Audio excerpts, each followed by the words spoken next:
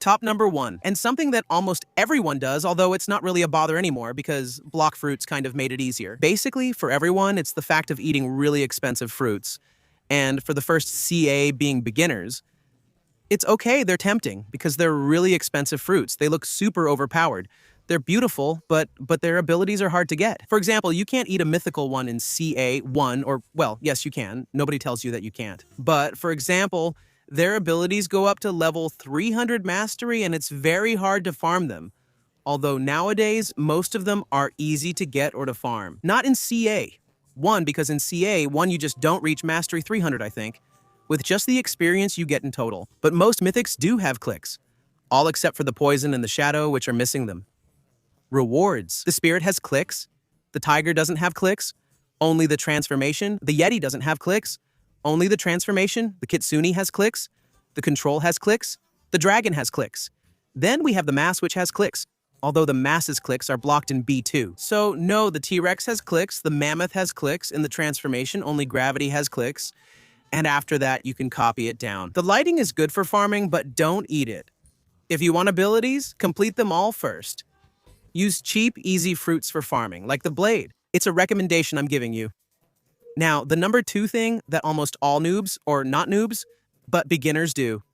Okay, I'm not going to say noobs, because we were all noobs at some point. We all started this game, and we all started the same way, with the same mindset, with the same way of playing. We got better over time. One recommendation is something you shouldn't do. Look, we're going to go to prison, and in prison, there's a non-player character you should never talk to. Okay, because this non-player character deletes your fruit instead of... Okay, I'm looking for the non-player character, guys. It's back there. I remember now. Okay, this non-player character's behind the prison. It's actually really hard to find, so it's unlikely to happen to you, but never do this. A lot of people do it. I did it, and I lost my fruit. I think at that time I had one. I think I had a flame, which for me was really overpowered, but, well, I lost it because of this non-player character. And it says, Fallen, do you want to have your fruit-seeing powers? We served for 50,000. It's not a scam, I promise. Silence. If it says silence, be cautious, like it's a warning. Still, it's not a threat to fear. It doesn't actually do anything. Or does it? And honestly, I don't know, but you'll find this non-player character in CA1 and in CA3. Well, in CA3, honestly. It's also pretty hard to find, but anyway, never touch it in CA2, I still haven't found it. If you know the location of this non-player character in CA2, leave it in the comments. And now let's go with the top 3 things you shouldn't do in Blox fruits. Let's go back to CA. 1. Never distribute stats to all the stat styles like combat, defense, sword, gun, fruit, or using the fruit. Use them only if you really need to, or if you can. Your stats should only be in 3. I have them like this, but that's because it's me and I use it for player versus player, so it works for me.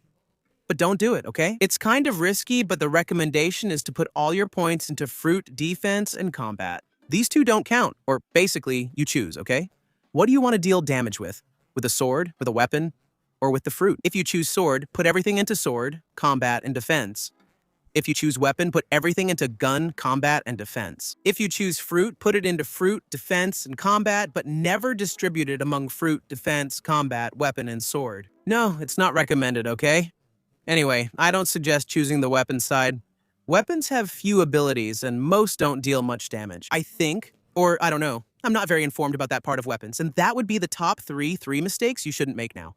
This space should be used for something, I think. But, well, that's not happening. Top number 4, and quite, I think, a little obvious. Okay, a little obvious is eating the Buddha fruit in Sha1. Don't do it, people. Don't do it. I mean, it's fine. A lot of people say it's good for farming. Not the cheapest option you have. Unique, unmatched, and it will always be that way. The blade, people.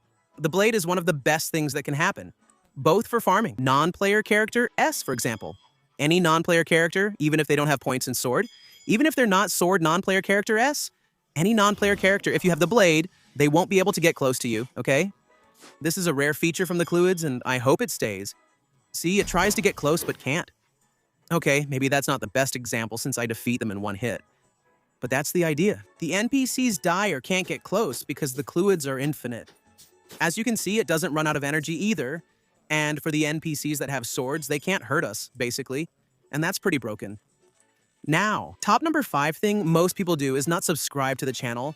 Because on the channel, we always give away free fruits. On the Discord server, I always make interactive videos where the winners get permanent fruits or game passes or mythical fruits, etc. And well, that would be a kind of filler top number 5, the real top number 5, the real one, the real and the true one. It's buying the fruit notifier. I know there are people who are beginners and the first thing they do is get the fruit notifier, right? That's why there are videos on my channel. Okay, on my channel where I show the locations where fruits can appear. Don't buy it. It's a waste of money. The Dark Blade too. Yoru is trash. It's just for showing off to rogues since it's useless. Or at least I don't see any use for it. Quick vote. There's no need for 2. Is there a chance to break it? Or is it useful for money, for mastery? Honestly, that's the only thing it's good for, and after that, it's the only thing I really recommend you buy. Don't buy permanent fruits in CA 1. It's a mistake. The only one worth buying is the Blade, which will be useful for life. I'm not sure if it's for player versus player, or just for player versus player, because most users have points in Sword, but yes, for farming, which is the most important thing in this game, farming. You can also do player versus player with the Blade, because you can put points in Sword and the Blade will defend you from any swordsman. Now, the abilities aren't very good, honestly, for player versus player, but, well, the Blade is for sword users, okay? And it's a pretty good fruit as support for farming, and I recommend it. Anyway, that would be the top 5 things that most beginners do in block fruits. Pretty easy and pretty short. Honestly, I didn't want to make it long. In other words, well, you guys already know if you liked the video and the top 5, leave it in the comments. Leave things that beginners also do, and mistakes they make. Leave them in the comments. Honestly, because maybe I do too. This is a top 5, not a top 10. If I made a top 10, it would be something else. But the top 5 things that noobs do nowadays, or beginners nowadays? For now, that doesn't change, right? That's basically it. That's it for now. All right, guys. See you next time.